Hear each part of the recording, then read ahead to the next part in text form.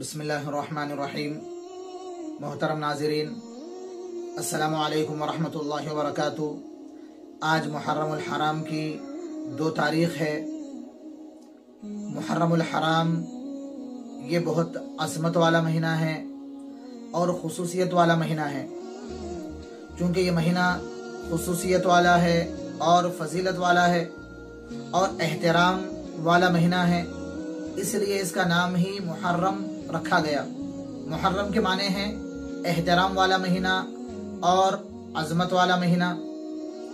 और मुहर्रमुल हराम की अज़मत ही की वजह से सहाबा कराम ने इस्लामी साल की शुरुआत इसी महीने से की। इस्लामी साल मुहर्रमुल हराम ही के महीने से शुरू होता है और मुहर्रमुल हराम की अज़मत को अल्लाह तबारक व तआला ने अपने कलाम में भी बयान फरमाया। और मुहर्रमुल हराम की फजीलत कुरान करीम से भी साबित है। अल्लाह ताला ने फरमाया, इन्ना इद्दतश शुहूरि इंदल्लाहि इस्ना अशरा शहरा फी किताबिल्लाहि यौमा खलक़स समावाति वल अर्ज़ मिन्हा अर्बअतुन हुरुम। इस आयत में ये बात बतलाई गई कि शुरू ही से अल्लाह ताला के नज़दीक साल के 12 महीने हैं और उन 12 महीनों में अल्लाह ताला ने 4 महीने एहतराम वाले बनाए। अल्लाह ताला ने 12 महीनों में 4 महीनों को अफजलियत और खुसूसियत अता फरमाई। उन 4 महीनों की तफसील के हवाले से अल्लाह के नबी सल्लल्लाहु अलैहि वसल्लम की अहादीस में सराहत है कि 3 महीने लगातार हैं, ज़ुल्क़अदा, ज़ुल्हिज्जा और मुहर्रम। चौथा महीना रजब है। और इन हुर्मत वाले महीनों की ये खुसूसियत भी मुफस्सिरीन जिक्र करते हैं कि इन 4 महीनों में आमाल का अजर व सवाब बढ़ा दिया जाता है। नेक आमाल पर और दिनों के बनिस्बत इन 4 महीनों में अजर व सवाब ज्यादा अता किया जाता है। और इन 4 महीनों में दीगर महीनों के मुकाबले में गुनाह का वबाल भी ज्यादा है। इसी तरह इन 4 महीनों की यह खुसूसियत भी जिक्र की जाती है।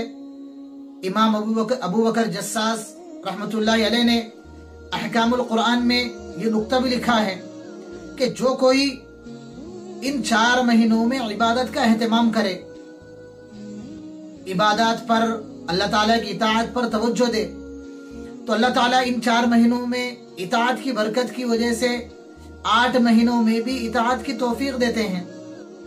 इसी तरह जो कोई इन 4 महीनों में एहतमाम के साथ गुनाहों से बचता रहे और गुनाहों को तर्क करने का इरादा करे और गुनाहों को छोड़ता रहे, तो अल्लाह ताला इन 4 महीनों की बरकत से, इन 4 महीनों में एहतमाम की वजह से मा बकिया महीनों में भी गुनाहों से हिफाजत करते हैं।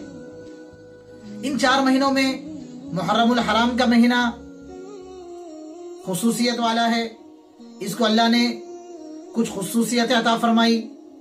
मुहर्रमुल हराम के महीने की जो अजमत है वो शुरू ही से है। आमतौर पर यह समझा जाता है कि मुहर्रमुल हराम को जो अजमत मिली हुई है, मुहर्रमुल हराम की जो फजीलत है, यह हजरत हुसैन रजी अल्लाह अन्हु की शहादत की वजह से है। ये गलत फहमी है। मुहर्रमुल हराम की अजमत और खुसूसियत तो शुरू ही से है। मुहर्रमुल हराम की अजमत हजरत हुसैन रजी अल्लाह अन्हु की वजह से नहीं है, बल्कि मुहर्रमुल हराम ही के महीने में इस दुनिया में बड़े बड़े काम अंजाम दिए गए। तारीख के हवाले से बात मिलती है, हजरत आदम अलैहिस्सलाम का नुज़ूल भी दुनिया में मुहर्रम ही के महीने में हुआ। हजरत इब्राहिम अलैहिस्सलाम को आग में डाला गया था, वो महीना भी मुहर्रमुल हराम ही का था। इसी तरह हजरत मूसा अलैहिस्सलाम को फिरौन के मजालिम से नजात दी गई, फिरौन दरियाए नील में गर्क हुआ, तो वो महीना भी मुहर्रमुल हराम ही का था।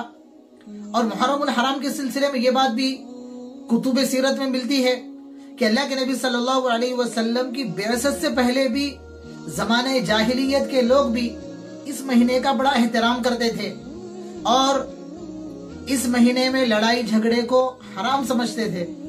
खुलासा यह है कि मुहर्रमुल हराम की अजमत इस्लाम से پہلے ہی سے ہے اور شروع ہی سے یہ مہینہ قابل احترام رہا اور اسلام نے اس کی عظمت اور حرمت کو باقی رکھا۔ اور حدیث میں اللہ کے نبی صلی اللہ علیہ وسلم نے فرمایا افضل الصیام بعد رمضان شہر اللہ المحرم، رمضان المبارک کے بعد نفل روزوں میں سب سے زیادہ فضیلت والے روزے اللہ کے مہینے یعنی محرم کے روزے ہیں۔ اس حدیث میں دو باتیں ذکر کی گئی، ایک تو رمضان المبارک کے بعد سب سے زیادہ فضیلت والے، رمضان المبارک کے بعد سب سے زیادہ اہمیت والے روزے ماہ محرم کے روزے قرار دیے گئے۔ اسی طرح محرم الحرام کے مہینے کو اللہ کا مہینہ قرار دیا گیا۔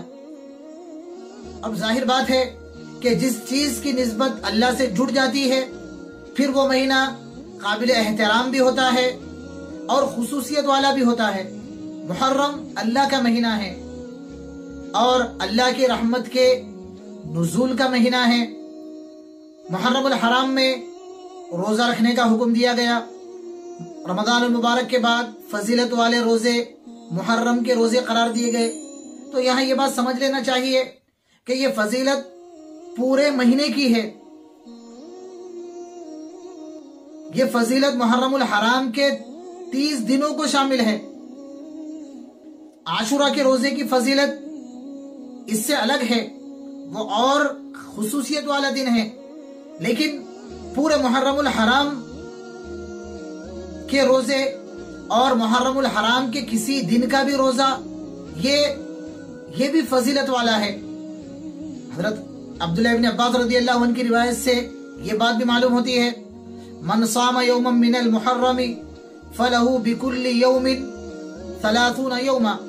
حضرت ابن عباس رضی اللہ عنہ فرماتے ہیں اللہ کے نبی صلی اللہ علیہ وسلم نے فرمایا کہ جو کوئی محرم الحرام کا ایک روزہ رکھے، یعنی پورے مہینے میں سے کسی بھی دن کا روزہ، جو کوئی محرم الحرام کے دنوں میں سے کوئی ایک روزہ رکھے، ہر ایک دن کے بدلے 30 دنوں کے برابر اجر ملے گا۔ محرم الحرام کا ایک روزہ عام دنوں میں 30 دنوں کے برابر ہے۔ محرم الحرام میں روزے کی فضیلت معلوم ہوتی ہے۔ اسی طرح کوئی خاص عبادت محرم الحرام کے مہینے میں اللہ کے نبی صلی اللہ علیہ وسلم سے روزوں کے علاوہ ثابت نہیں ہے۔ ان جیسے خاص لمحوں میں اللہ کے نبی صلی اللہ علیہ وسلم نے ہمیں اپنے مزاج کے مطابق، اپنی طبیعت کے مطابق عبادت کی اجازت دی ہے۔ لوگ پوچھتے ہیں کہ کوئی خاص عبادت ہو تو بتلائیں، کون سی خاص عبادت ہے؟ کوئی عبادت خاص نہیں ہے، صرف عبادت کرنا مقصود ہے۔ ان قیمتی ایام کو اللہ کی بندگی میں گزارنا مقصود ہے، چاہے وہ عبادت کون سی بھی ہو۔ مختلف عبادتیں کی جا سکتی ہیں۔ اگر کوئی ایک عبادت اللہ کے نبی صلی اللہ علیہ وسلم کی جانب سے لازمی قرار دی جاتی تو پھر یہ امت کے لیے آسان نہ ہوتا۔ کسی ایک عبادت پر لوگوں کا جمع ہونا یہ آسان نہیں ہے، اس لیے امت کی سہولت کے خاطر کوئی خاص عبادت نہیں بتلائی گئی، لہذا جو چاہے ہم عبادت کر سکتے ہیں۔ بہرحال روزہ رکھنا محرم الحرام کے مہینے میں مستحب ہے۔